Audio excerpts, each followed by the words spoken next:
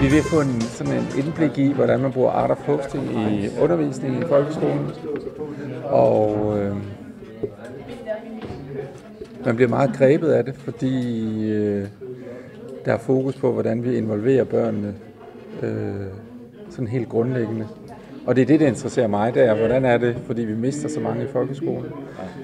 De gider ikke på motivationen, og jeg tænker, at det her det er en metode til at gøre dem og føle, at de får ejerskab til deres læring. Og så er det en metode, som egentlig er meget simpel i sit udgangspunkt.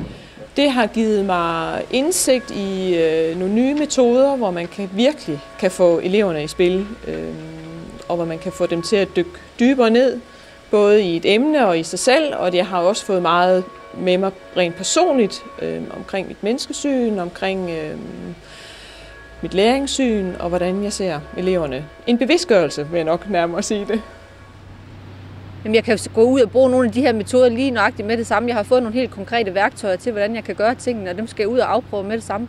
Og jeg har også afprøvet nogle af dem, men nu er jeg ligesom blevet lidt mere rustet til at bruge dem. Så det bliver fantastisk. Den største styrke, det er, at det bringer læringslyst og motivation ind i klasseværelset, både for lærerne og for eleverne. Jeg tror faktisk, det kunne blive et super godt et forhold, der vil komme mellem lærere og elever, fordi at det bliver en helt anden måde, der bliver undervisning på, og en helt anderledes, hvad kan man sige, en helt anderledes timer. Og det bliver meget sjovere, altså. Man får en sjovere timer, men man bliver hørt noget mere. Ja. Og som elev, der kan man godt lide at blive hørt. Altså man kan godt lide at få sin mening ud, og det kan man på den måde her. Jamen værdierne, jeg synes jo bare, at de her værktøjer, de understøtter værdierne, som vi har i den danske folkeskole. Altså det skal være fagligt, men det skal også være noget socialt, så vi kan indgå i et samfund som et helt menneske og tage del i et samfund, som virkelig har brug for at udvikle sig og blive gode til at konkurrere rundt i hele verden.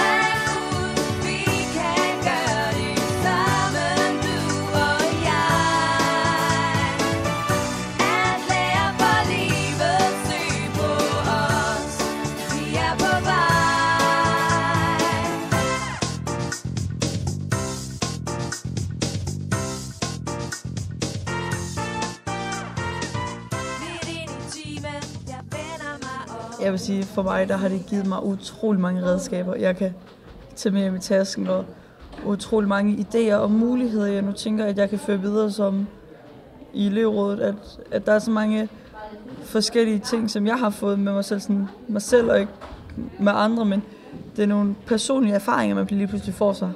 Altså jeg vil også sådan, flere af de ting, den kunne man også bare til i vores egen dagligdag, altså uden for skolen. Ja. Personligt, der har jeg da fået et helt nyt syn på, hvad en skoleklasse også kunne gøre. En helt ny måde at være på. En helt ny vej at have en folkeskole på. Det har været smukt at se, hvordan både nogle af eleverne og lærerne og lederne fra skolesystemet lige så stille i løbet af de her dage har opdaget, at det er måske noget, de allerede har gjort meget længe, men ikke helt så bevidst og måske ikke med så meget struktur. Og så ikke sådan bliver overbevist, og nu har de fundet sandheden eller noget som helst, men man begynder bare at finde nogle ting, man kan bruge, og så man kan tage med hjem og begynde at bruge i klassen eller med sit team, eller i forhold til de ting, man nu leder, hvis man har sådan en opgave.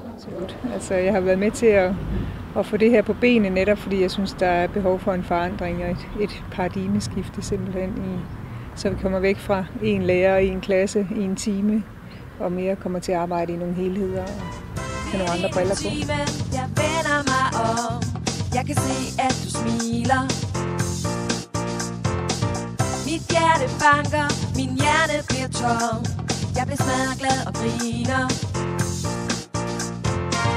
Det er ikke kun lektier, det drejer sig om.